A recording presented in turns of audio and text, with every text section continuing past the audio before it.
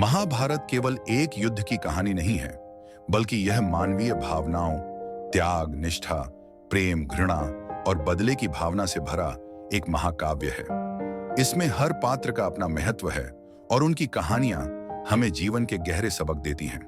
आज हम बात करेंगे एक ऐसी मां की जिसने अपने पुत्रों के संहार को अपनी आंखों से देखा और अपनी पीड़ा को शब्दों में बदलकर इतिहास को प्रभावित कर दिया। यह कहानी है गांधारी और उनके श्राप की, जिसने पूरे यदुवंश के नाश का कारण बना। गांधारी गांधार देश की राजकुमारी थी। उनके पिता राजा सुबल उन्हें किसी शक्तिशाली और योग्य व्यक्ति से विवाह कराना चाहते थे, लेकिन भाग्य का खेल देखिए, उनका विवाह हस्तिनापुर के अंधे राजा धृतराष्ट्र से तय हुआ। गांधारी ने यह जानते हुए भी कि उनका पति जीवन भर अंधे रहेंगे, एक महान व्रत लिया। उन्होंने अपनी आंखों पर पट्टी बांध ली ताकि वह भी वैसा ही जीवन जिए जैसा उनके पति जी रहे थे। यह त्याग उनकी महानता को दर्शाता है। गांधारी का यह निर्णय केवल प्रेम या सहानुभूति से नहीं था, बल्कि यह उनके चरित्र की दृढ़ता और नारीत्व की शक्ति को दर्शाता है। लेकिन यह त्याग ही उनके जीवन का सबसे बड़ा संघर्ष बना। गांधारी को महर्षि व्यास के आशीर्वाद से 100 पुत्रों की प्राप्ति हुई, जिन्हें कौरव कहा गया। इनमें सबसे बड़ा पुत्र दुर्योधन था, जिसे वह अत्यधिक प्रेम करती थी। लेकिन दुर्भाग्य से दुर्योधन और उसके भाइयों में अहंकार और अधर्म की भावना बढ़ती चली गई। वह अपने चचेरे भाइयों पांडवों से ईर्ष्या करता था और हमेशा उनके विनाश के बारे में सोचता था। गांधारी ने कई बार अपने पुत्रों को समझाने की कोशिश की, लेकिन माता पिता का प्रेम जब अंधा हो जाता है तो वह संतान के लिए वरदान नहीं बल्कि अभिशाप बन जाता है। गांधारी ने दुर्योधन को समझाया कि अधर्म का मार्ग त्याग दो, लेकिन दुर्योधन ने अपनी माता की बात नहीं मानी। अंततः महाभारत का युद्ध हुआ और गांधारी के सामने उसके 100 पुत्रों का विनाश हुआ।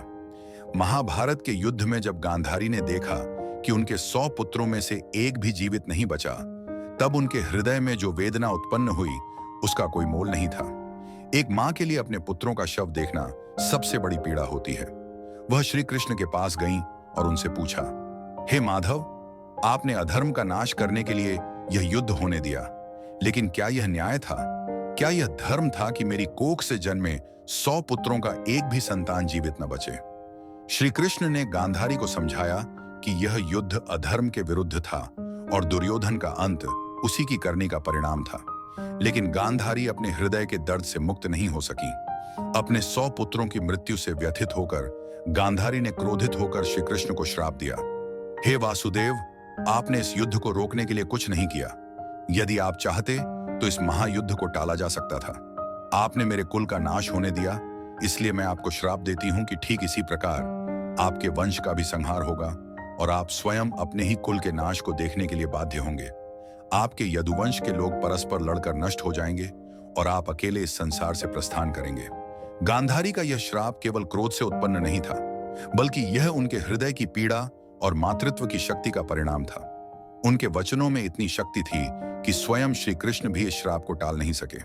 उन्होंने मुस्कुराते हुए गांधारी से कहा, माथे, सत्य यही है कि जो जन्मा है उसका नाश भी निश्चित है। आपने जो कहा वह भी सत्य होगा। गांधारी के इस श्राप के कुछ वर्षों बाद ही यदुवंश में अहंकार और आंतरिक कलह बढ़ने लगी। एक दिन जब यादव लोग प्रभास क्षेत्र में एक उत्सव मना रहे थे, तब उनके बीच विवाद हो गया। यह विवाद इतना बढ़ा कि वे एक दूसरे के खून के प्यासे हो गए। श्री कृष्ण ने स्वयं इस युद्ध को रोकने का कोई प्रयास नहीं किया, क्योंकि वे जानते थे कि यह गांधारी के श्राप का ही प्रभाव है। यादवों ने लौह के गदा से एक दूसरे का वध करना शुरू कर दिया और धीरे धीरे पूरा यदुवंश समाप्त हो गया। अंत में श्री कृष्ण भी वन में अकेले रह गए। जब वह ध्यान मग्न थे, तब जरा नामक शिकारी ने गलती से उन्हें हिरण समझकर तीर मार दिया। इस प्रकार गांधारी के श्राप के कारण श्री कृष्ण ने अपने वंश का विनाश और अपनी मृत्यु स्वयं देखी। गांधारी के इस श्राप से हमें कई महत्वपूर्ण सीख मिलती हैं। माता पिता का अंधा प्रेम संतान के पतन का कारण बन सकता है।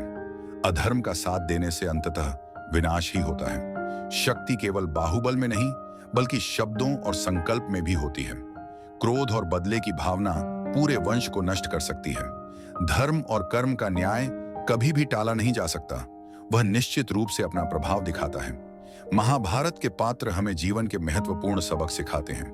गांधारी की शक्ति केवल एक पत्नी या मां की शक्ति नहीं थी, बल्कि यह नारीत्व की वह शक्ति थी जो सत्य और धर्म के लिए अपने वचनों को अडिग रखती है।